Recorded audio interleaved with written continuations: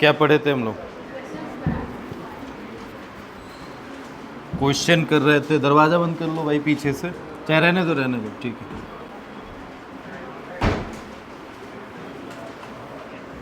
चल तो रहा है ठीक है।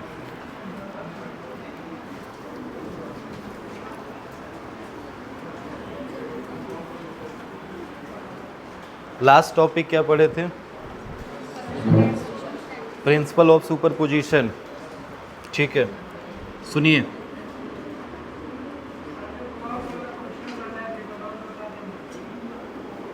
क्लॉक वाले क्वेश्चन में, ठीक है, हिंट दे दे रहा हूँ मैं पूरा। अब एक बार बताने में तो समय ज़्यादा लगेगा, बट एक बार मैं आपको हिंट दे दे रहा हूँ, फिर से आप सुन लीजिए, कुछ बहुत ज़्यादा विशेष नहीं है। मैंने आपको एक क्लॉक दिया था, क्लॉक के हर जितने भी एंगल्स गिवन, मतलब सॉरी टाइम जो थे, उन टाइम पे उतने ही नंबर के कूलम के चार्ज रखे थे।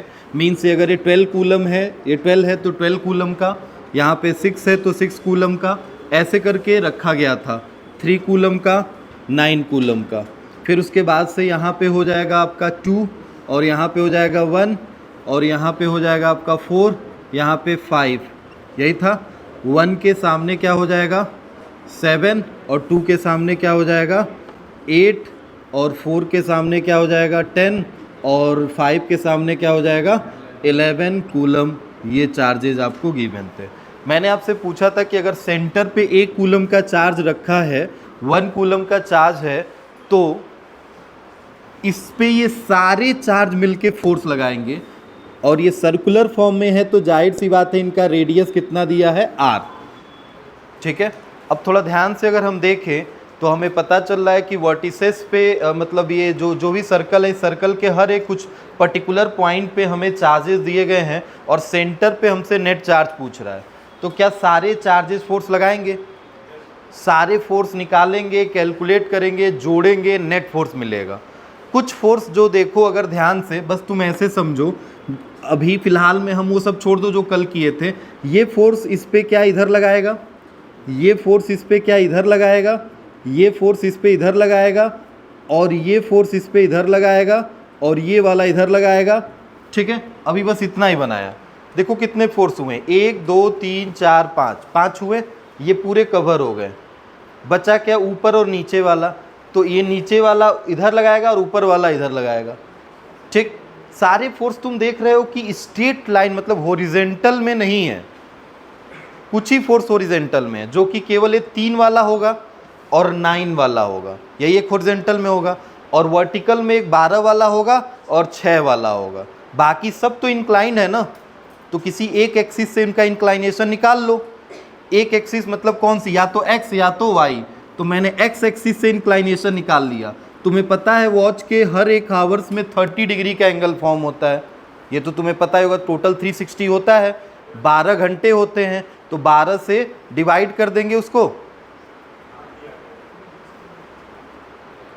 होगा 12। अरे भाई टोटल एंगल एक सर्कुलर फॉर्म चल रहा है ना, तो 360 चलेगा। और एक वॉच में टोटल 12 हाउस गिवन होते हैं, तो कितने हो जाएंगे 30 डिग्री बन जाएंगे। तो एक घंटे में कितने डिग्री बन रहा है 30। तो 30 डिग्री के जो भी कंपोनेंट यहाँ बन रहे हैं, जैसे मान लो अगर तुम 2 वाले को ले रहे हो तो कितने डिग्री का एंगल लेना पड़ेगा 30। तो 30 के क्या 2 कंपोनेंट ब्रेक कर लोगे, एक ऊपर चलेगा जो कि साइन में होगा, और जो एंगल वाला होगा वो एक्स एक्सिस में चलेगा, जो कि कितना होगा कॉस में होगा। फिर इसी तरह तुम सारे वैल्यूज निकालोगे, बट उससे पहले अब इतना इधर निकालना पड़ेगा और इतना इधर निकालना पड़ेगा ना, समझ रहे हो क्यों? क्योंकि इधर भी 5 हैं, इधर भी 5 हैं, इधर भी 5 हैं, इन दोनों को छोड़ने के बाद से। तो 5 जब इधर निकालोगे तो जाहिर सी बात है कंपोनेंट कैंसल आउट तो होंगे ही होंगे, क्योंकि एकदम मिरर इमेज बन रहा है।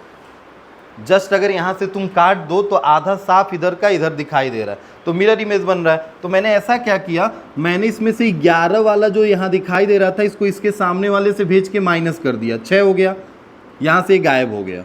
नेट चार्ज निकाल लिया।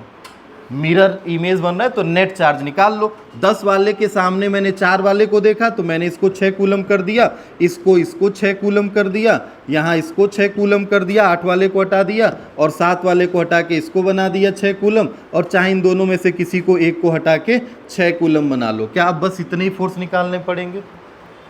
समझ गए इतनी बात? तो अब इसमें फोर्सेज जो निकालोगे इस पॉइंट पे, तो समझो ये पॉइंट है 3 कूलम वाला जो यहाँ पे प्रेजेंट था, अब 6 बन गया, ये भी 6 बन गया, ये भी 6, सब 6 हैं और सबसे डिस्टेंस कितना है? r। तो कितना फोर्स लगेगा? F इज इक्वल टू के Q1 Q2 एंड डिस्टेंस कितना हो जाएगा? r²। क्या सबके लिए फोर्स सेम रहेगा? फोर्स तो सेम रहेगा, बट हाँ ये कोई 30 डिग्री पे है, कोई 60 डिग्री पे है, कोई 90 डिग्री पे है, यही चल रहा है। तो हम पहले क्या कर रहे हैं, पहले हम ये पॉइंट बना ले रहे हैं और इसी पॉइंट से हम यहाँ पे कैलकुलेशन स्टार्ट कर रहे हैं। तो जब कैलकुलेशन स्टार्ट करेंगे तो पहले देखेंगे ये वाला इस पर एकदम सीधा फोर्स लगा रहा है। कितने डिग्री का फोर्स लग रहा है यहाँ पे? एकदम 0, कोई इंक्लाइनेशन नहीं है, मतलब इस फोर्स को केवल F लिख दिया जाएगा। समझ गए इतनी बात? अब इससे थोड़ा ध्यान से देखो, इससे जस्ट थोड़ा सा ऊपर ये 6 वाला, 6 मतलब ये 6 कूलम वाला, मतलब जो 2 पे था और ये 1 पे है, तो 2 वाला जो है क्या ये 30 डिग्री का एंगल बनाएगा इससे? मतलब इससे जस्ट ऊपर लगाएगा अगर फोर्स तो F लगाएगा, और F का एंगल इससे कितने डिग्री का बना होगा? 30। तो इसके कितने कंपोनेंट बनेंगे? 2। एक कितना हो जाएगा? F cos 30 और ऊपर कितना हो जाएगा? F sin 30 बन जाएगा ना। इसी तरह एक वाले को देखो, अगर एक वाले को देखोगे तो ये कितने डिग्री का एंगल बना लेगा? 60 डिग्री का। तो इसके भी 2 कंपोनेंट हो जाएंगे, एक हो जाएगा कितना? F cos 60 और ऊपर कितना हो जाएगा? F sin 60। क्लियर है इतनी बात? ये तो ऊपर के हो गए। अभी ये इस वाले 6 को छोड़ दो, अब आओ थोड़ा नीचे वाले। नीचे वाले मतलब ये 4 पे जो प्रेजेंट था, 4 ओल क्लॉक पे जो प्रेजेंट था, उसके लिए भी देखोगे तो क्या 3 से जस्ट नीचे 1 घंटा बढ़ रहा है, तो इसका मतलब एंगल कितने डिग्री का? 30। तो इसके भी कंपोनेंट को ब्रेक करोगे तो एक तो ऊपर जाएगा, मतलब हॉरिजॉन्टल, और एक वर्टिकल आएगा क्या? तो हॉरिजॉन्टल जो जाएगा वो सेम यही रहेगा ना, F cos 30, और नीचे वाला कितना आएगा? F sin 30। तो अगर F cos 30 जो इधर गया है, एक और ऑलरेडी है, तो क्या इसको 2F cos 30 कर सकते हैं? समझ रहे हो ना? डबल कर दिया, अरे भाई F cos 30 एक और आ गया तो 2F cos 30 हो गया, और नीचे कितना हो गया? F sin 30। अब अगला बचा 5 वाला। तो 5 वाले को एंगल में देखो, क्या 60 डिग्री का एंगल बना रहा है? वैल्यू इसकी भी कितनी है? F। इधर चलेगा तो क्या F cos 60, नीचे चलेगा तो कितना हो जाएगा? F sin 60। तो क्या ये 30 और 60 साइन में, और ये F cos 60 इधर एक और आ गया, तो क्या इसको 2 कर दें? ये इससे कट जाएगा 60 से, और ये इससे कट जाएगा। ठीक, अब सुनो इधर, ये F 2F cos 30, 2F cos 60 एक हॉरिजॉन्टल लाइन में दिख रहा है। तो जो हॉरिजॉन्टल लाइन में दिख रहा है मतलब x एक्सिस में, तो क्या इनको एक साथ लिख लें? F plus 2F cos 30 plus 2F cos 60 किस एक्सिस के साथ हैं? x। तो डायरेक्शन क्या हो जाएगा? i cap. समझ रहे हो? प्लस ये तो i कैप के हो गए, आते हैं j कैप में। j कैप में बस ओनली एक 6 कूलम का चार्ज प्रेजेंट है, जो कि इस पे फोर्स जब लगाएगा तो क्या बस नीचे लगा देगा? ऐसे लगाएगा? अगर तुम इसको ऊपर लिए हो तो फोर्स नीचे लगेगा, और नीचे मतलब क्या? माइनस j लिया जाएगा। और अगर तुम यहाँ किए हो तो क्या ऊपर लगेगा? तो क्या प्लस j लिया जाएगा? यही बस ध्यान देना है। तो अगर इसमें तुमने यहाँ चार्ज लिया है तो आंसर में क्या आना चाहिए? जो भी है माइनस j आएगा, और ये कितना फोर्स लगाएगा? ओनली F, क्योंकि कोई एंगल तो है नहीं, 90 डिग्री का एंगल है भाई।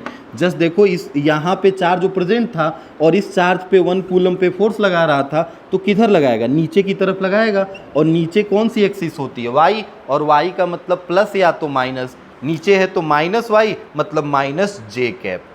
समझ गए? अब सारी F में देखो ध्यान से, पहले तो cos 30 की वैल्यू रख लो। cos 30 कितना होता है? √3/2, और cos 60 1/2 i कैप हो जाएगा, और ये कितना हो गया? F j कैप माइनस का। थोड़ा ध्यान से देखो, 2 से 2 कट जाएगा, 2 से 2 कट जाएगा। F और F कितना हो जाएगा? 2F प्लस √3F इधर हो गया, और i कैप के साथ, और ये कितना हो जाएगा? F j cap. दोनों में से क्या कॉमन ले सकते हो? एफ कॉमन ले सकते हो तो 2 प्लस कितना हो जाएगा √3 आई कैप, और ये कितना हो जाएगा एफ जे कैप।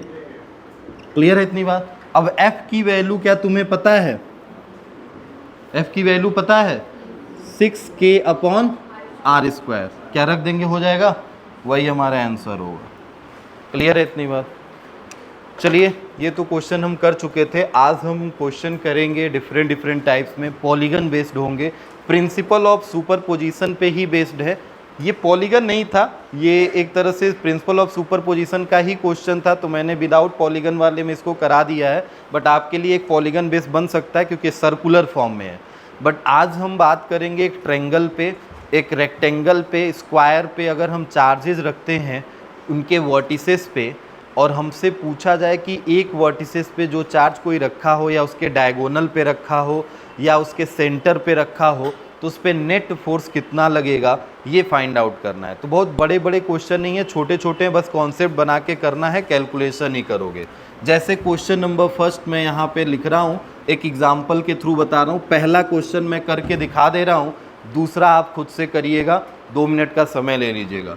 थोड़ा ध्यान से बस एक बार देख लीजिए। ट्रायंगल मोस्टली टाइम में इक्विलेटरल ट्रायंगल ही दिए जाते हैं इन क्वेश्चनों में, मतलब पॉलीगन जो यूज किया जाता है वो रेगुलर पॉलीगन यूज किया जाता है। रेगुलर पॉलीगन मतलब सबकी साइड्स क्या होती हैं, इक्वल होती हैं मोस्टली टाइम में। ऐसा नहीं बोल रहा हूँ कि हमेशा यही यूज किया जाता है, बट मोस्टली टाइम में जब भी क्वेश्चन बनाए जाते हैं तो रेगुलर पॉलीगन का यूज किया जाता है।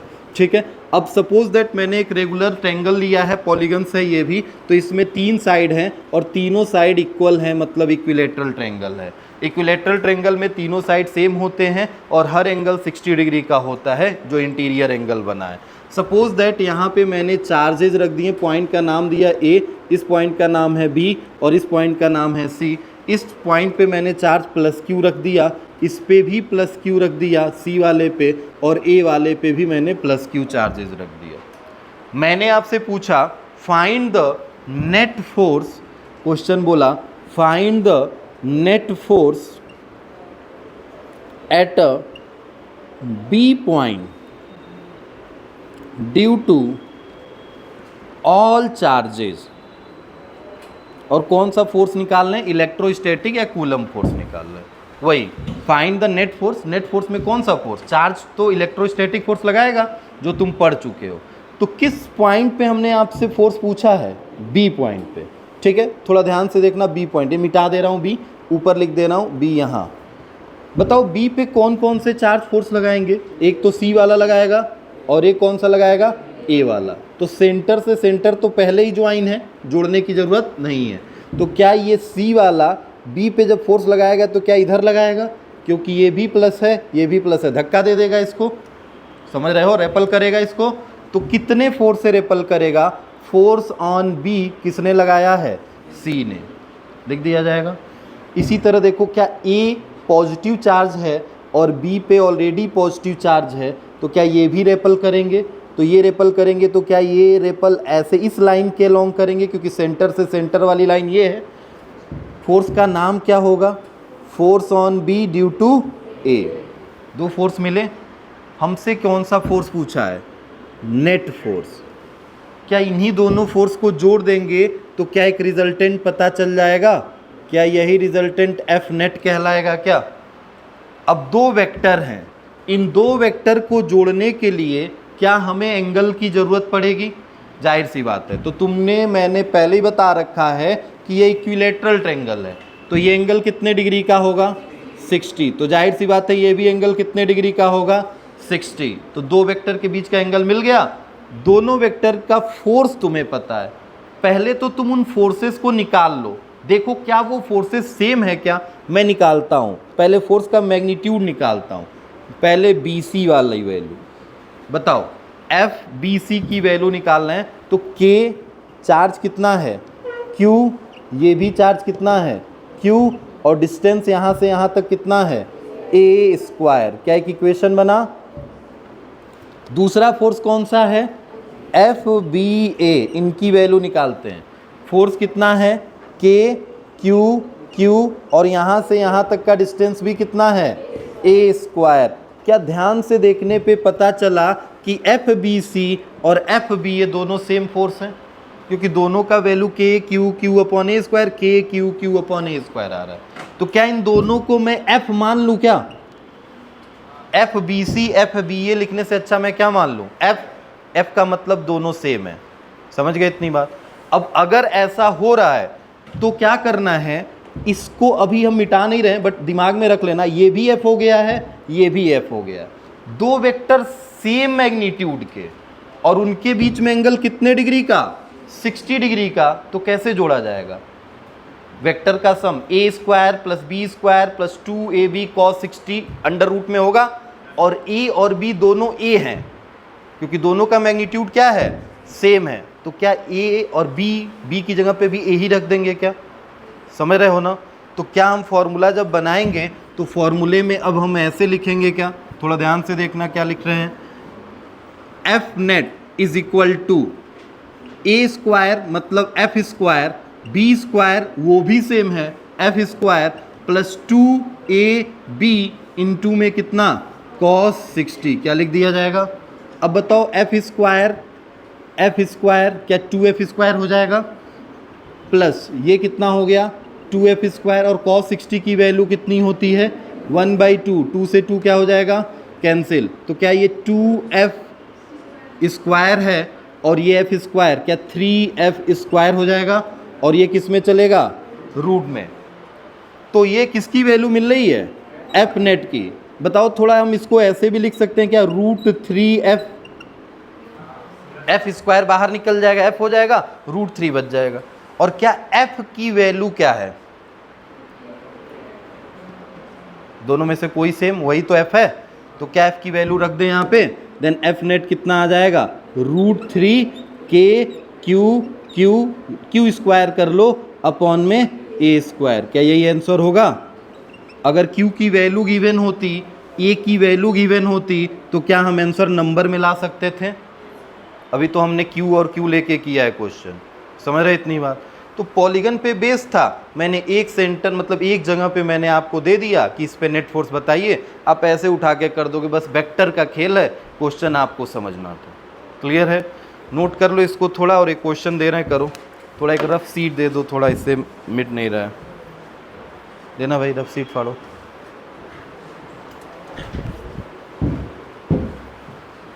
नहीं है क्या?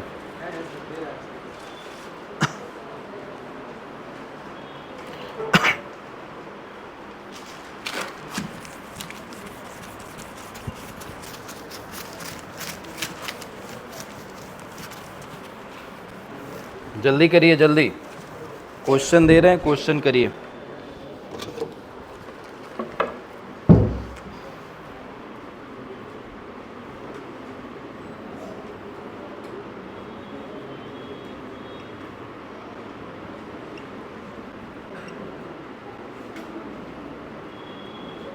देखते हैं कौन बताता है।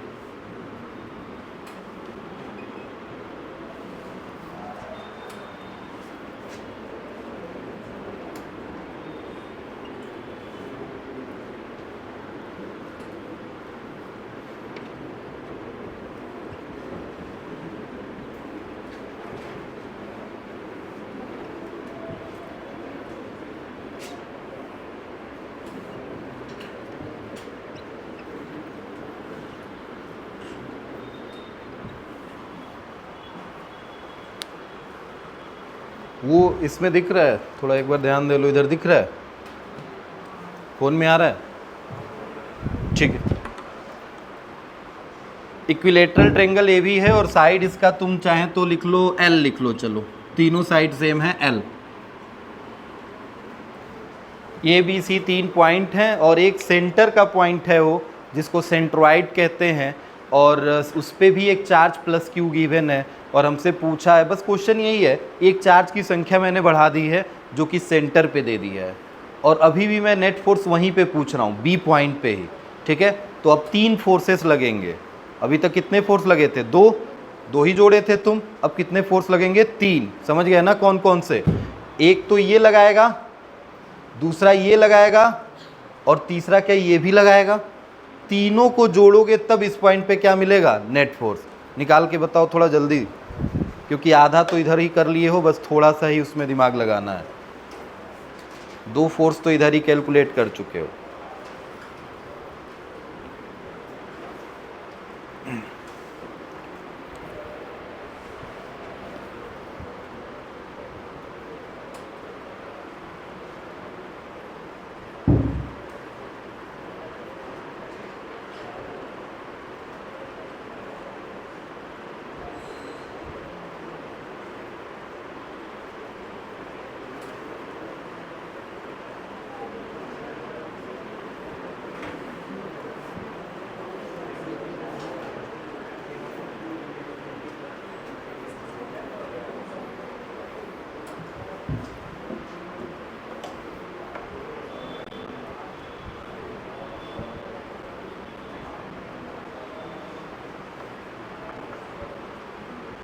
बात नहीं।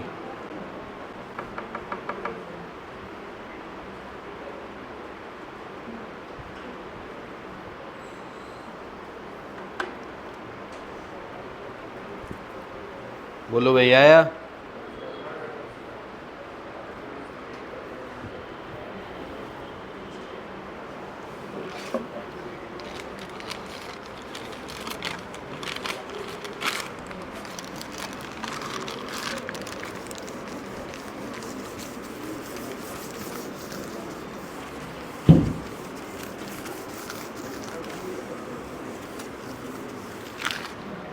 सुनिए, बात नहीं।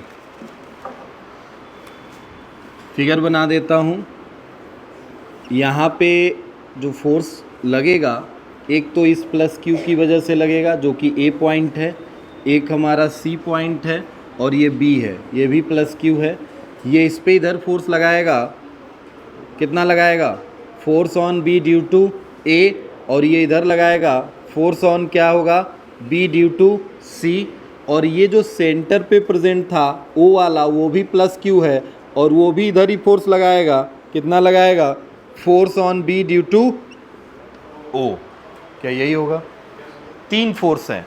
अब थोड़ा एक बार समझो, तीन वेक्टर जोड़ने का रूल नहीं पढ़े हो तुम, कम से कम बस दो ही वेक्टर जोड़ सकते हो, और जब उसका आंसर आएगा तो उसको तीसरे में जोड़ोगे। ऐसे ना जोड़ते जाते हो। पॉलीगन पढ़े हो, जैसे आपने एडिशन में पढ़ा है ना, law of parallelogram, law of triangles, वैसे लॉ ऑफ पॉलीगन्स पढ़ा है ना आपने, जिसमें कई सारे वेक्टर को एक साथ जोड़ा जाता है। तो इसमें हमारे पास तीन वेक्टर हैं, तो मैंने क्या किया, पहले इन दोनों वेक्टर को जोड़ा, ये बी सी और एफ बी ए वाली। तो क्या हमें एक रिजल्टेंट फोर्स मिलेगा? समझ रहे हो मैं क्या बोल रहा हूँ? किसको कि अभी ये फाइनल एफ नेट नहीं है, रिजल्टेंट है। किसका किसका रिजल्टेंट है? एफ बी सी वेक्टर का और एफ बी ए वेक्टर का। क्या इन्हीं दोनों को जोड़ने पे रिजल्टेंट मिलेगा? और इससे प्रीवियस क्वेश्चन में अभी तुमने ये किया था, इन दोनों को जोड़ा था, कितना आंसर आया था? √3 के क्यू स्क्वायर अपॉन ए स्क्वायर। क्या यही आया था एफ रिजल्टेंट? समझ रहे इतनी बात? डायरेक्ट मैं लिख दिया हूं, ये दो वेक्टर का रिजल्टेंट मिल गया। वो वेक्टर का रिजल्टेंट कहां पे होगा? क्या इसी लाइन पे होगा? होगा कि नहीं होगा? सोच के देखो। क्यों मैं बोल रहा हूं, दो वेक्टर अगर सेम मैग्नीट्यूड के हों और उनके बीच में एंगल कुछ भी हो, तो क्या उनका रिजल्टेंट उनके बाइसेक्टर पे बनता है? क्या इनका बाइसेक्टर, ये 60 डिग्री है तो क्या बाइसेक्टर एकदम बीच वाला होगा जो कि 30 डिग्री पे होगा? समझ रहे हो? और ये भी वही फोर्स है, ये भी वही फोर्स है, दोनों सेम। अभी पीछे वाले क्वेश्चन में निकाला था, क्या एफ बी सी की वैल्यू आई थी, कितनी आई थी? के क्यू क्यू अपॉन में ए स्क्वायर, और एफ बी ए की भी वैल्यू कितनी आई थी? के क्यू क्यू अपॉन ए स्क्वायर। क्या दोनों वेक्टर सेम थे तभी तो तुमने एफ माना था? तो दो वेक्टर का मैग्नीट्यूड सेम है भाई, और उन दोनों का रिजल्टेंट कहाँ बनेगा? तो उनके बाइसेक्टर पे बनेगा। तो इनका बाइसेक्टर मतलब ये 60 डिग्री है तो ये भी 60 होगा, और बाइसेक्टर कहाँ पे होगा? 30 डिग्री पे। 30 डिग्री मतलब एकदम बीचों बीच में, तो ये वाली लाइन एकदम बीचों बीच पे आ ही रही थी, तो इसी पे हम रिजल्टेंट बना देंगे जिसका नाम दे देंगे एफ आर। अब दो वेक्टर एक ही डायरेक्शन में अगर चल रहे हैं तो क्या उनको सिंपली जोड़ दिया जाता है? क्या उसमें एंगल उंगल लेने की ज़रूरत है? नहीं। अरे उनके बीच में एंगल 0 डिग्री हो गया भाई, उनके बीच में एंगल कितना हो गया? 0। चाहे चलो जोड़ लेते हैं, चलो तुम्हारे हिसाब से अगर लग रहा है तो हम जोड़ लेते हैं, चलो ये आइए जोड़ते हैं। बताइए अब हमें किसको किसको जोड़ना है तो एफ नेट मिलेगा। एफ नेट किसको किसको जोड़ने पे मिलेगा, F B O plus F R मिलेगा क्या। देखिए ध्यान से, एफ बी ओ और एफ आर क्या एक ही लाइन पे लाई कर रहे हैं, तो क्या सिंपली इनको जोड़ दिया जाए तो हमें नेट एफ नेट अब पता चल जाएगा। ठीक, अब एफ बी ओ की वैल्यू तो तुम्हें पता नहीं है, एफ आर की वैल्यू तुम्हें पता है। किसकी वैल्यू नहीं पता है, एफ बी ओ की। अब एफ बी ओ की वैल्यू आपको निकालनी पड़ेगी। कैसे, एक बात समझो, मैंने तो आपको ये सब डिस्टेंस दिया ही नहीं था। अगर मैं आपसे बात करूं, थोड़ा ध्यान से देखो, क्या मैंने आपको ये डिस्टेंस दिया था, तो कैसे आप निकाल लोगे वो फोर्स। आप वो फोर्स निकाल लोगे, कितने लोग निकाल लेंगे, 2 लोग। ठीक है, ये डिस्टेंस आपको निकालना है भाई। मैंने बोल दिया बस इक्विलेटरल ट्रायंगल है और इक्विलेटरल ट्रायंगल की प्रॉपर्टीज पढ़नी पड़ेगी फिर कि क्या होती है। मैंने आपको ये डिस्टेंस दे दिया है, ये डिस्टेंस कितना है L, तो ये डिस्टेंस कितना होगा। क्या ये नाम, ये पॉइंट सेंट्रोइड कहलाता है। सेंट्रोइड मतलब उसका सर्कल अगर ड्रॉ करोगे तो ये उसके रेडियस कहलाएंगे। ये जैसे ऐसे रफ में समझो, अगर मान लो मैं ये इक्विलेटरल ट्रायंगल बना रहा हूँ और यहाँ पे अगर सेंटर लेके एक ट्रायंगल ड्रॉ कर रहा हूँ तो उसका रेडियस ये और ये एकदम एग्जैक्ट इक्वल होंगे, ऐसे एक सर्कल बन जाएगा। समझ रहे हो, मतलब ये रेडियस है R, ये भी रेडियस है R, ये भी रेडियस है R, और अगर ये R तुम निकाल लेते हो तो वही डिस्टेंस रख देना, क्योंकि चार्ज तो तुम्हें पता है, यहाँ पे भी प्लस क्यू है और यहाँ पे भी प्लस क्यू है। बस क्या नहीं पता है तुम्हें, डिस्टेंस। मेन खेल डिस्टेंस का ही है यहाँ पे। तो डिस्टेंस निकालते हैं, आइए निकालते हैं पहले डिस्टेंस। सुनिए, यहाँ पे ये ट्रायंगल था हमारे पास, यहाँ पे पॉइंट था और ये हमने ऐसे इसको जोड़ दिया, यहीं पे चार्ज प्रेजेंट था।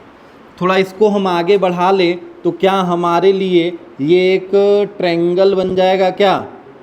बात नहीं, इधर सुनो, अगर मैं इसको थोड़ा सा नीचे बढ़ा लेता हूँ ऐसे डैश डैश करके, तो क्या ये ट्रायंगल बन जाएगा।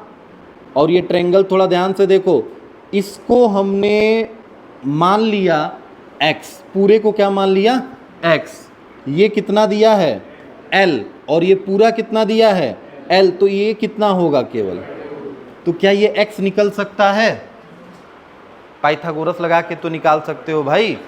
तो क्या पाइथागोरस लगाओगे तो L का square is equal to x का square plus L square by 4 लिखा जाएगा क्या। हमें किसकी वैल्यू निकालनी है, x स्क्वायर, तो ये इधर आएगा तो कितना हो जाएगा 3L square by 4। Then square हटाएंगे तो क्या x is equal to, square हटाएंगे तो √3L बाई 2 होगा क्या, होगा √3L स्क्वायर से L और 4 को 2 लिख सकते हैं। सुनिए, अगर हम इस पूरे लाइन को देखें इक्विलेटरल ट्रायंगल में, तो इक्विलेटरल ट्रायंगल में वो जो पूरी लाइन दिखाई दे रही है, मीडियन वाली लाइन, मीडियन हमेशा जो ये लाइन बना है मीडियन है, इस पे जो सेंट्रॉइड तुमने बनाया है वो सेंट्रॉइड मीडियन को 2:1 में डिवाइड करती है। कितने रेशियो में डिवाइड करती है, 2:1। मतलब ये ऊपर वाला 2, नीचे वाला कितना होगा 1, 2:1 में डिवाइड करती है। अब एक चीज देखो, मैं केवल ये डिस्टेंस रेशियो जब पता चल गया और पूरी वैल्यू तुम्हें पता है, तो क्या एक इतना डिस्टेंस नहीं निकाल पाओगे। समझो मैं क्या कह रहा हूं, मैं तुमसे ये कह रहा हूं कि मैंने अभी ये डिस्टेंस जो निकाला है वो ये पूरा डिस्टेंस है, पूरा डिस्टेंस है, और मैं यहां से एक रेशियो तुमको दे दूं कि ये 2:1 में डिवाइडेड है, तो केवल इतने का डिस्टेंस नहीं पता कर लोगे, x पता चल गया है, x is the total length, और हमें रेशियो पता चल गया है, तो क्या ये लेंथ नहीं पता चल जाएगा, चल जाएगा। और जब ये लेंथ पता चल जाएगा तो मैंने अभी बोला था कि ये डिस्टेंस और ये डिस्टेंस क्या इक्वल होते हैं, तो जितना ये आया होगा उतना ही ये भी आया होगा। मतलब जितना ये रहा होगा उतना ही ये भी रहा होगा। क्लियर है इतनी बात? तो अब कैसे पता चलेगा? सर टोटल लेंथ x है तो इसका डिस्टेंस कितना है 2, यही निकालना है। तो कैसे, किससे मल्टीप्लाई करेंगे? 2/3 से। समझ रहे हो? अगर ये डिस्टेंस निकालना होता तो किससे मल्टीप्लाई करते? 1/, अरे भाई रेशियो नहीं पढ़े हो क्या? जो निकालना होता है वो पॉइंट, मतलब उसका रेशियो इनटू टोटल रेशियो। तो टोटल रेशियो में 2 + 1 क्या 3 हो जाएगा? और ये निकालना होता तो क्या 1/3 से मल्टीप्लाई करते हैं। और ये निकालना है तो किससे मल्टीप्लाई करेंगे? 2/3 से। 2 से 2 क्या हो जाएगा? कैंसिल। देन x = कितना लिख सकते हैं इसको? L/√3। अरे √3 L/3 है ना, तो 3 को क्या लिख सकते हो?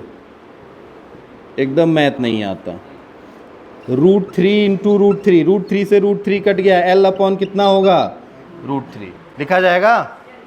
x की वैल्यू आएगी L/√3। मिल गई? ये x नहीं है, x तो तुमने ये माना था, इसको कुछ मानना पड़ेगा। अब x नहीं लिख सकते इसको क्या लिखेंगे? कुछ मान लेते हैं, y मान लेते हैं। ये किसकी वैल्यू मिली है? y की। y कहाँ है सर? तो ये y है। समझ गए? अब बताओ तुम्हें कौन सा फोर्स निकालना है? FBO। फॉर्मूला क्या होगा? K। चार्ज कितना है? Q। यहाँ पे भी चार्ज कितना है? Q। एंड डिस्टेंस कितना है यहाँ से यहाँ तक? L/√3। और उसका क्या करना पड़ेगा? स्क्वायर। तो क्या L² और √3 कहाँ चला जाएगा? ऊपर। और यहाँ पे A² ना लिख के क्या लिख लो? L²। क्यों? क्योंकि उसमें A लिए थे, इसमें L लिए हो। समझ गए इतनी बात? हाँ, अच्छा सॉरी 3 का स्क्वायर है, 3 हो जाएगा। ठीक, 3KQ² L²। क्या ये FBO मिल गया? और यहाँ क्या मिल गया है? FR। क्या इन दोनों वेक्टर को जोड़ नहीं पाओगे अब?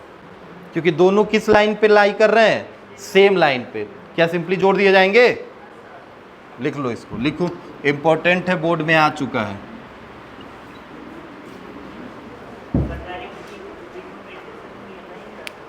हाँ, क्यों नहीं कर सकते हैं? ट्रिग्नोमेट्री से भी कर सकते हैं। ट्रिग्नोमेट्री से आप कर सकते हैं। ट्रिग्नोमेट्री में भी आपको पढ़ाया गया था। यही ना एंगल निकालना है आपको, ये वाला ट्रायंगल सेलेक्ट करके निकाल लीजिए। नोट करो जाइए जल्दी थोड़ा। बोर्ड में अगर कूलम्स लॉ पे क्वेश्चन बनते हैं न्यूमेरिकल प्रॉब्लम में, तो यही ऐसे ही पॉलीगन बेस्ड में क्वेश्चन आते हैं। एक आध क्वेश्चन आपको मिल जाएंगे, हमेशा मिलेंगे। तो थोड़ा प्रैक्टिस कर लीजिएगा, क्योंकि मैं क्वेश्चन बताते रहूँगा तो बहुत समय लग जाएगा, बहुत सारे क्वेश्चन हैं।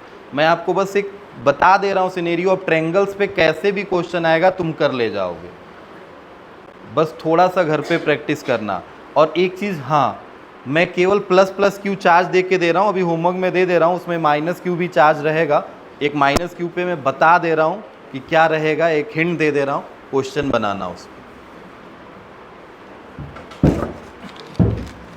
नोट करो इधर, ये जरूरी है, थोड़ा जल्दी करिए।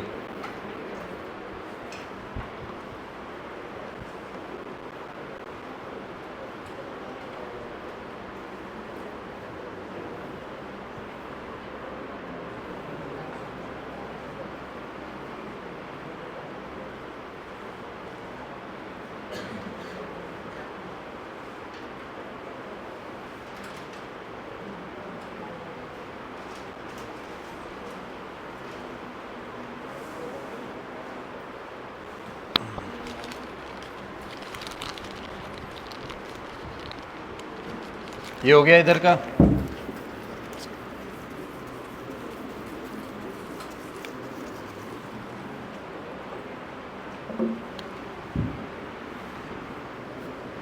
क्वेश्चन अभी ये बता नहीं रहे, हिंट दे रहे हैं। इस पे न्यूमेरिकल्स देंगे, होमवर्क के लिए करके लाइएगा।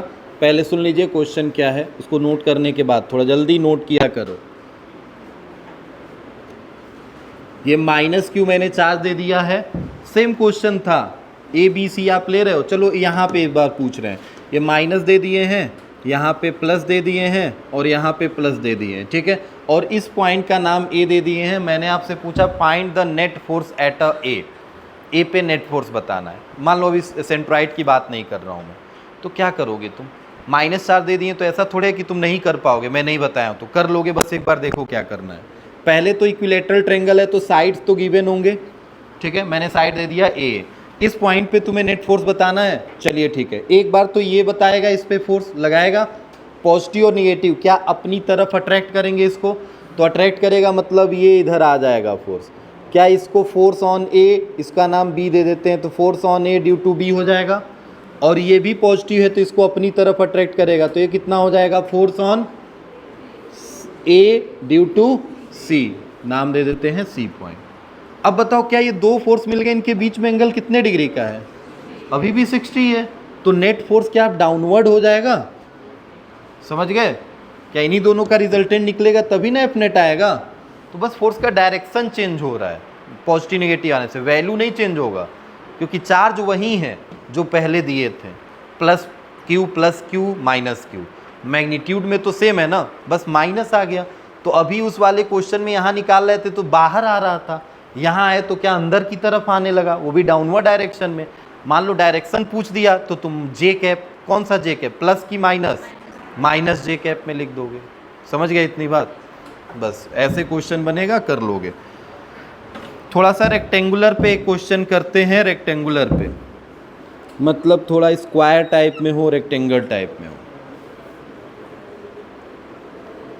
क्वेश्चन दे रहे हैं, फटाक से आंसर बताइए। अब कुछ नहीं, बहुत आसान हो गया आपके लिए अगर आप 2 क्वेश्चन समझ लिए हो तो। साइड है ए, चार्ज रख देता हूँ प्लस क्यू, चलो plus Q plus Q plus Q. Find the net force, ये पॉइंट अंदर में लिख दे रहा हूँ, A point, B point, C point, D point, ठीक है, 4 पॉइंट हो गए हैं। और क्वेश्चन पूछ रहा है find the net force at a C point due to all charges, सभी चार्जेस की वजह से सी पॉइंट पे कितना फोर्स लगेगा यही बताना है।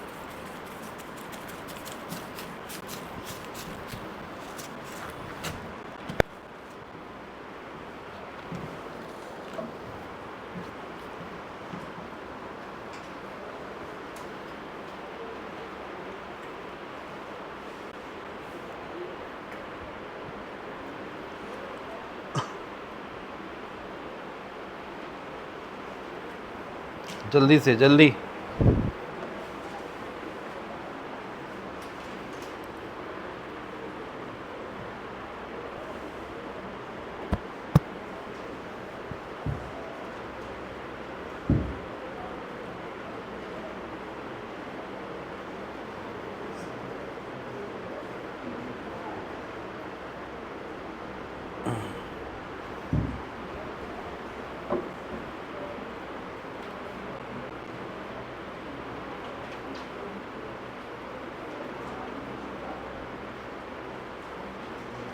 हो गया, निकाल लिए, ठीक है। बाकी लोग भाई आ गया। सुनिए, 4 चार्जेस प्रेजेंट हैं यहाँ पे, जो कि वर्टिसेस एंड कॉर्नर बोल सकते हो। एक स्क्वायर है ये, क्योंकि चारों साइड सेम है, रेगुलर पॉलीगन है। अब सुनो बात, नहीं कितने चार्ज हैं, 4, और एक पे फोर्स लगाना है, तो 3 फोर्स तो कम से कम लगेंगे ही लगेंगे, क्योंकि 3 है ना ये, तो 3 तो इस पे लगाएंगे ही लगाएंगे। तो ये प्लस क्यू वाला इधर फोर्स लगाएगा, force on C due to force on, कौन लगा रहा है, सी पे, किसने लगाया, और ये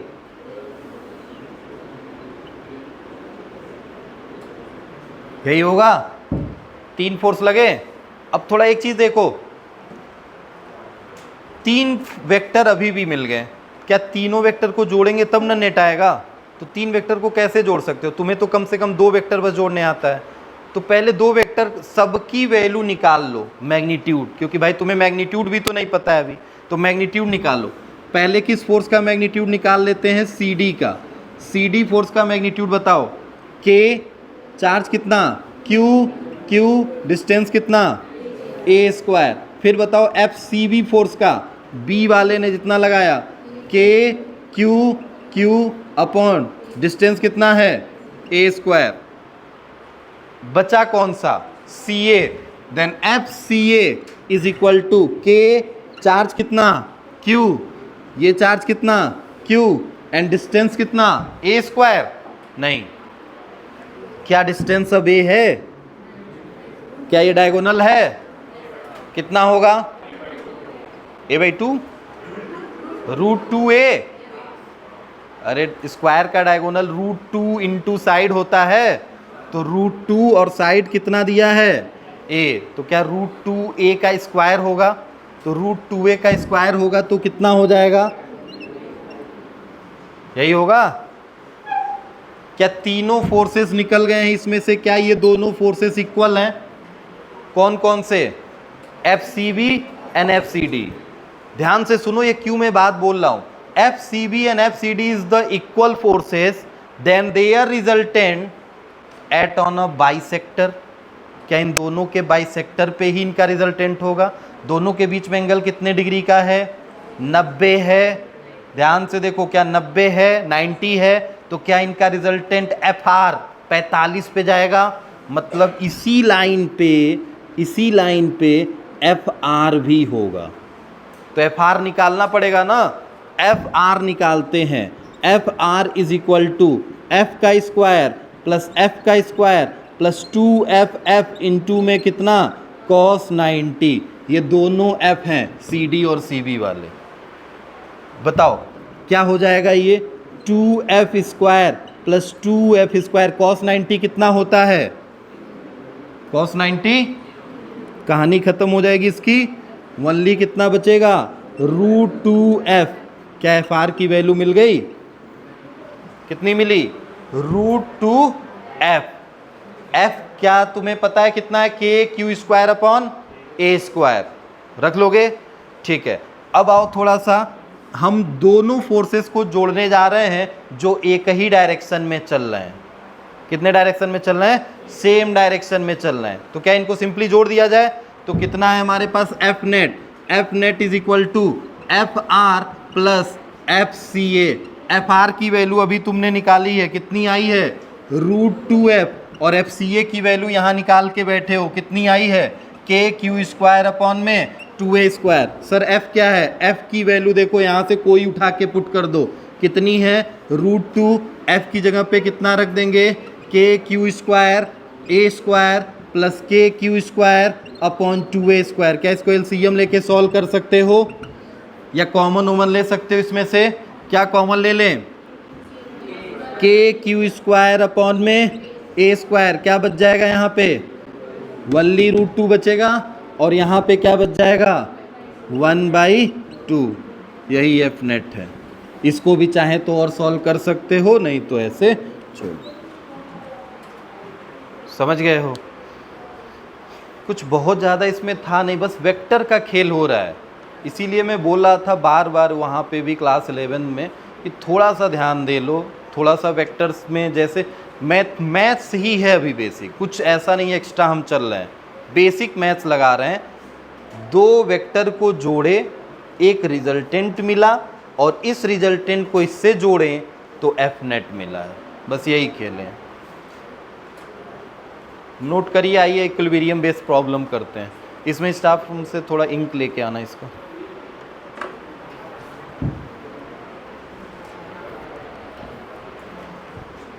थोड़ा सा इक्विलिब्रियम बेस्ड प्रॉब्लम पढ़ लेते हैं, क्योंकि अभी क्वेश्चन तो बहुत है। वेलोसिटी भी पढ़ना है हमें, कॉन्टिन्यूअस चार्ज सिस्टम भी पढ़ना है, बहुत सारे क्वेश्चन करने हैं।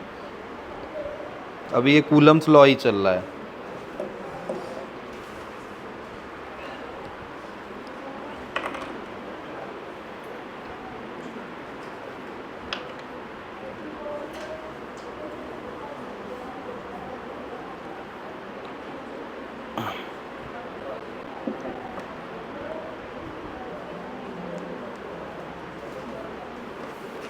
हटा दें,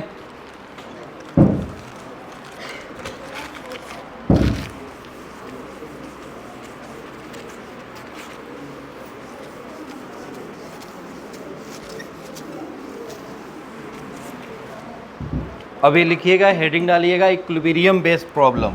ये जो था कौन सा था, पॉलीगन बेस्ड प्रॉब्लम था। डिफरेंट पॉलीगन थे। अभी पॉलीगन पे क्वेश्चन करा दे रहे हैं, मतलब दे रहे हैं वो करके लाने के लिए। बाकी हम चल रहे हैं नए टॉपिक, मतलब इसी कूलम्स लॉ के नए टाइप्स के क्वेश्चन पे, इक्विलिब्रियम बेस्ड प्रॉब्लम।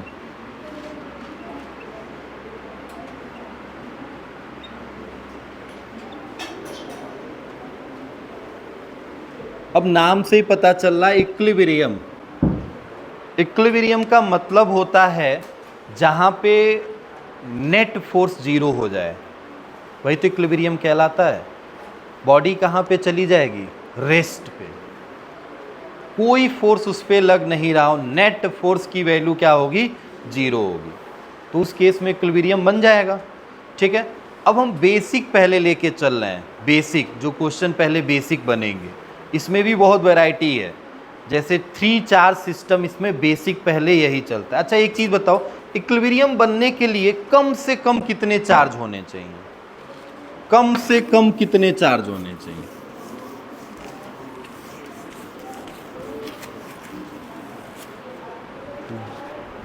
कम से कम, मैं पूछा, बात नहीं। इक्विलिब्रियम बनने के लिए कम से कम कितने चार्ज होने चाहिए? 2 में हो जाएगा काम। 2 में अगर हो जाएगा तो आप समझो, पहले इधर समझो, Q चार्ज है, Q चार्ज है, इन दोनों के बीच में डिस्टेंस R है। क्या ये इस पे फोर्स लगाएगा और ये इस पे फोर्स लगाएगा? इक्विलिब्रियम का मतलब है नेट फोर्स जीरो, यही होता है। तो net force on every charge zero, किसी भी चार्ज पे नेट फोर्स जीरो हो सकता है। जरूरी नहीं है कि मैं जो दे रहा हूँ उसी पे जीरो हो, वो पूछ सकता है कि इस वाले फोर्स पे नेट फोर्स की वैल्यू जीरो हो, तो समझ जाना इक्विलिब्रियम बेस्ड क्वेश्चन है। तो क्या इस केस में जीरो हो पाएगा? नहीं। अरे वो तो एक ही सिस्टम है भाई मेरे, केवल अगर एक चार्ज होता तो ये कोई फोर्स ही नहीं लगाता। जब दूसरा चार्ज आया तो क्या ये इस पे उतना ही फोर्स लगाया और ये चार्ज उस पे उतना ही फोर्स लगाया, बस डायरेक्शन ही तो बदल गया, तो नेट फोर्स तो जीरो हो गया। मगर क्या ये सही है? नहीं, ये तो एक्शन का रिएक्शन है ना। मैंने बोला था न्यूटन्स थर्ड लॉ फॉलो कर रहा है, तो न्यूटन्स थर्ड लॉ में ऐसा थोड़े होता है कि action is equal to reaction. ठीक है, मगर क्या जिस बॉडी पे एक्शन हो रहा है क्या उसी बॉडी पे ही रिएक्शन होता है? डिफरेंट हो जा रहा है ना। एक्शन हम कर रहे हैं उस पे, तो हमारे ऊपर क्या हो रहा है, रिएक्शन। इसी वजह से दूसरे को कैंसल आउट नहीं कर पाती। फोर्स तब कैंसल आउट होती है जब ये 5 न्यूटन का इधर और 5 न्यूटन का इधर हो। जब बॉडी ही बदल गई तब कहाँ से? मान लो एक बॉडी पे 5 न्यूटन इधर लगाया और दूसरे बॉडी पे 5 न्यूटन इधर दिख रहा है, तो क्या जीरो हो जाएगा? नहीं हो जाएगा, नहीं होगा। ये मतलब एक्शन रिएक्शन अगर कर रहा है तो ऐसा नहीं कि जीरो कर देंगे। इक्वल तो दिख रहा है सर, कैंसल नहीं, बॉडी चेंज हो गई है।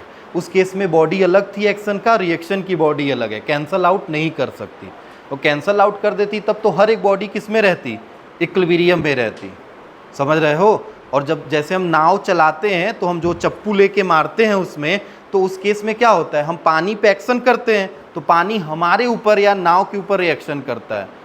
अगर ऐसा होता कि नेट फोर्स जीरो हो जाता तब तो हम वहीं के वहीं क्या रहते हैं, खड़े रह जाते हैं।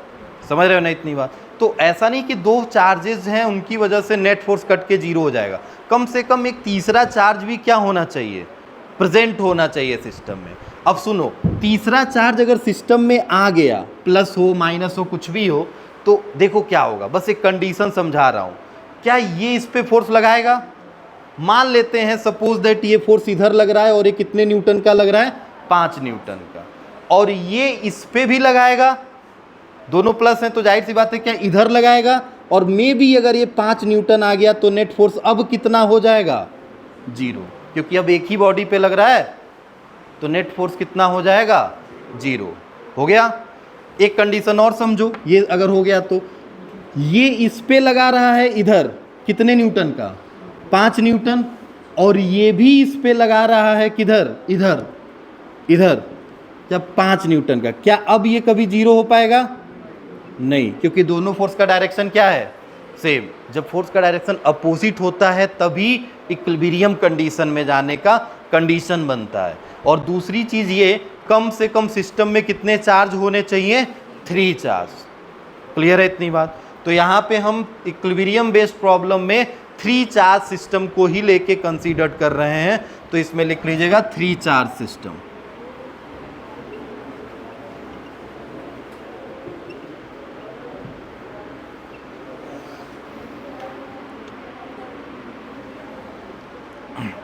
ठीक है, सुनिएगा। पहला केस नंबर फर्स्ट,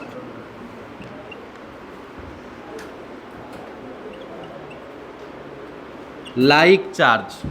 क्या लिखा हूं? लाइक का मतलब है दोनों चार्ज जो तुमने लिए हैं वो दोनों चार्ज सेम होने चाहिए, तो दोनों मैंने क्या ले लिया? प्लस, या तो दोनों आप माइनस भी ले सकते हो, वो भी लाइक के कैटेगरी में आते हैं। दोनों मैंने प्लस ले लिया। ठीक, इन दोनों के बीच का डिस्टेंस हमने आपको दे दिया, इन दोनों के बीच का डिस्टेंस है L। ठीक, सुनना बात, मैं आपसे अब क्वेश्चन क्या पूछ रहा हूं? इक्विलिब्रियम बेस्ड प्रॉब्लम है, तो प्रॉब्लम है ना, ये क्वेश्चन बनाना, ये तो हम कंडीशन ऐसे बना के कर रहे हैं। अब मैं आपसे क्वेश्चन पूछ रहा हूं, एक चार्ज Q है, चलो एक को थोड़ा सा इससे डिफरेंट ले लो, पॉजिटिव रहेगा मगर थोड़ा सा डिफरेंट कर लेते हैं, 4Q कर लेते हैं। इसलिए कर रहे हैं क्योंकि इसका स्क्वायर करने में थोड़ा सा आसानी रहेगा, नहीं तो रूट में आंसर आने लगेगा, आ जाएगा उससे भी मगर रूट में आने लगेगा, तो 4Q कर लिया हूँ। अब मैं कह रहा हूँ कि मैं तीसरा चार्ज कहाँ पे रखूँ कि उस पे लगने वाले नेट फोर्स की वैल्यू 0 हो जाए। मैंने आपसे क्वेश्चन यही पूछा, where should kept a third charge net force on will be 0। उस तीसरे चार्ज पे नेट फोर्स 0 हो जाए, उसको कहाँ पे रखना पड़ेगा? पहली बात तो ये है। तो दिमाग में तुम्हारे पास दो पहले क्वेश्चन अराइज होने लगा कि मैंने आपसे पूछा है कि कहाँ रखना है, तो सर रखने की जगह हम पहले प्रोबेबिलिटी बना लेते हैं कि हमारे पास प्रोबेबिलिटी क्या है रखने की। तो ध्यान से देखिए, क्या पहले मैं इन दोनों के बीच में कहीं रख सकता हूँ जैसे अभी रखा हूँ, या मैं इस लाइन को थोड़ा सा इधर बढ़ा लूं और इस लाइन को थोड़ा सा इधर बढ़ा लूं? डिस्टेंस नहीं पता है मुझे, मगर क्या ये सेंटर से सेंटर वाली लाइन को थोड़ा आगे बढ़ा लिया हूं, हो सकता है मैं यहाँ रख सकता हूं, या हो सकता है मैं यहाँ रख सकता हूं। कितनी प्रोबेबिलिटी बनी है? 3 बनी है। अब इस अच्छा ऊपर नीचे क्यों नहीं रख रहा हूँ? ऊपर नीचे क्योंकि सेंटर से सेंटर जोड़ा जाता है, समझ गए ना? तो ऊपर नीचे रख दोगे तो सेंटर से सेंटर जुड़ेगा, तो एक ट्रायंगल बनने लगेगा वो। उस केस में नेट फोर्स नहीं 0 होगा क्योंकि 2 ही फोर्स बस मिलेंगे तुम्हें, समझ गए ना? तो यहाँ पे हम ऐसे कर रहे हैं कि पहले इस चार्ज को यहाँ रख के देख रहे हैं, बस दिमाग में अभी यहाँ रख के देख रहे हैं। यहाँ रखेंगे तो क्या होगा, ये प्लस Q इस पे फोर्स लगाएगा, और जो तुम चार्ज रखोगे वो एक टेस्ट चार्ज की तरह होगा। टेस्ट चार्ज का मतलब पॉजिटिव ही होता है। टेस्ट चार्ज अभी इलेक्ट्रिक फील्ड पढ़ाएंगे तो बताएंगे। Q0 सबसे छोटा चार्ज जिसको टेस्टिंग के लिए यूज किया गया, नाम दिया गया इसको क्या? Test charge. मतलब ये भी पॉजिटिव ही होता है। ठीक है, छोटा सा एक चार्ज है जो कि क्या होता है? पॉजिटिव। तो मैं यहाँ पे वो चार्ज रख रहा हूँ, तो ये पॉजिटिव चार्ज अगर यहाँ रख दिया तो क्या ये प्लस Q इस पे फोर्स लगाएगा? फोर्स का डायरेक्शन किधर होगा? क्या इधर होगा? और ये भी प्लस 4Q भी इस पे फोर्स लगाएगा, उसका भी डायरेक्शन इधर होगा। क्या दोनों फोर्स एक दूसरे को कैंसल आउट कर पाएंगे? नहीं। क्यों नहीं? क्योंकि दोनों का डायरेक्शन क्या है? सेम है। क्या प्रोबेबिलिटी फर्स्ट खत्म हो गई? इक्विलिब्रियम में नहीं जाएगा। सेम कहानी इधर भी होगी, रख के देख लो। अगर तुम इधर रखोगे तो ये प्लस 4Q भी इधर लगाएगा और ये प्लस Q भी इधर लगाएगा। क्या दोनों फोर्स का डायरेक्शन सेम है? नेट फोर्स 0 हो पाएगा क्या? नहीं हो पाएगा। मतलब इधर की भी प्रोबेबिलिटी खत्म। मतलब चार्ज को कहाँ रखना पड़ेगा? इन दोनों के बीच में। अब बीच में भी दो प्रोबेबिलिटी है, किसके पास? थोड़ा सा पास किसके आए, इसके या इसके? तो मैं सोचा, ऐसे सोचा कि अगर मैं यहाँ पे रखता हूँ, थोड़ा ध्यान से देखना, किस वाले चार्ज के पास? स्मॉलर चार्ज के पास रखता हूँ, तो मुझे बेनिफिट मिलेगा। क्या बेनिफिट मिलेगा? क्योंकि मुझे पता है force is the directly proportional to the Q1 Q2 and inversely proportional to the distance का स्क्वायर, यही होता है। तो Q1 Q2 मतलब चार्ज के प्रोडक्ट के डायरेक्टली प्रोपोर्शनल है। तो Q दोनों चार्ज छोटे ही छोटे हैं, तो इनके डायरेक्टली प्रोपोर्शनल फोर्स भी क्या भी छोटा मिलेगा।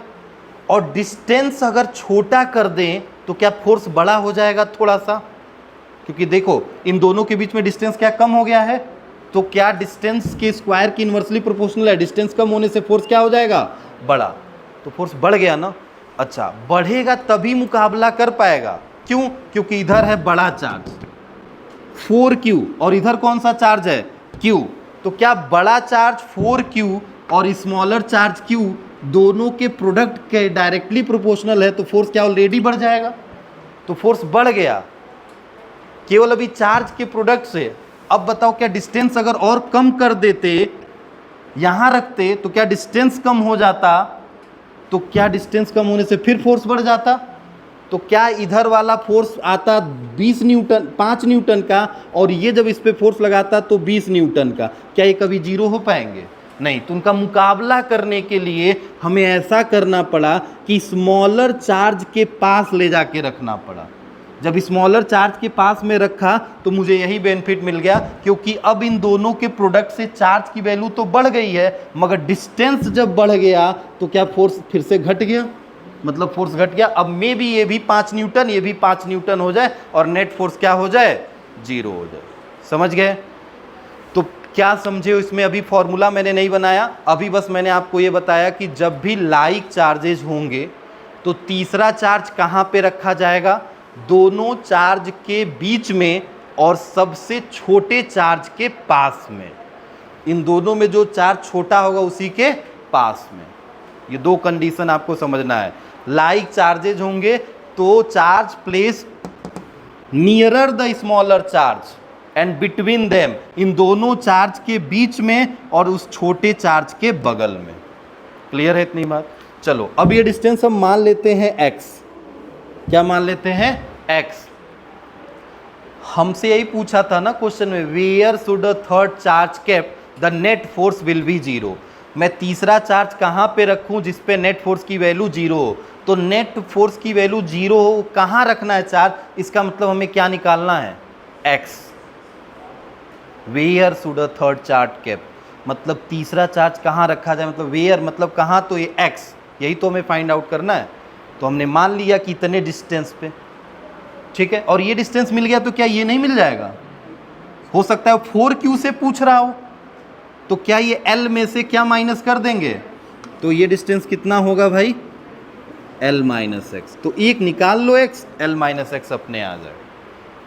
ठीक, चलिए आइए x निकालते हैं। पहले बताइए ये इस पे कितना फोर्स लगाएगा, पहला फोर्स ये इसने इस पे लगाया, Q अपॉन डिस्टेंस कितना है, x स्क्वायर हो गया। और ये इस पे कितना फोर्स लगाएगा, F2 मान लेते हैं, Q 4Q अपॉन डिस्टेंस कितना होगा, L माइनस एक्स का होल स्क्वायर। और F1 F2 आपस में क्या हो जाएंगे, इक्वल, तभी तो नेट फोर्स जीरो होगा।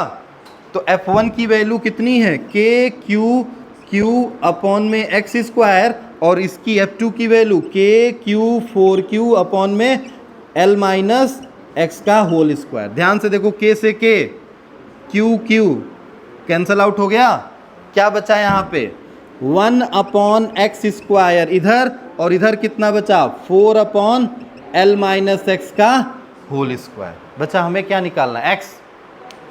हमें क्या निकालना है, x। थोड़ा ध्यान से देखो, इसको मैं क्या लिख सकता हूँ, ऐसे लिख सकता हूँ, और इसको क्या लिख सकता हूँ, यही मैं बता रहा था, इसीलिए मैं 4 लिया था आसान बनाने के लिए। आपको जरूरी नहीं है, आपको ये q दे देता तो रूट में आता थोड़ा, बस यही होता। क्या मैं 2 अपॉन L माइनस एक्स का होल स्क्वायर इसको लिख सकता हूँ, बात तो वही है ना। इसको देखो, इसको बात, क्या पावर सेम है, बेस कंपेयर कर लिए जाएंगे इसके। Then 1 upon x is equal to 2 upon L minus x. समझना भाई, इधर का ये टर्म मिटा देता हूँ।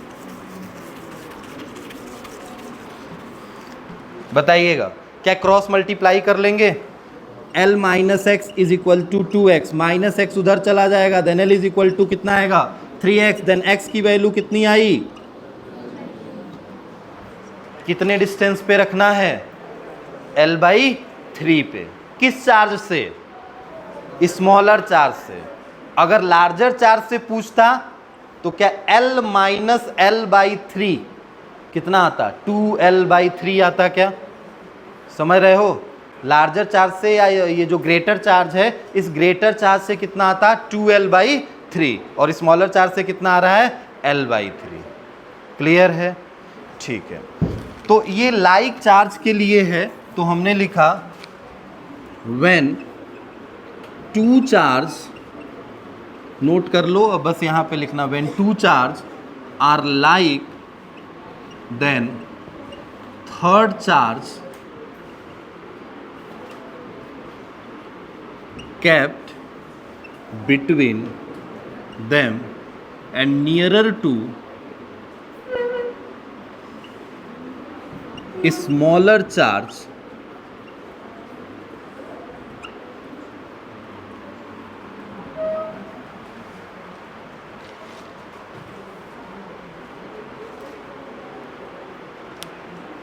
ठीक है।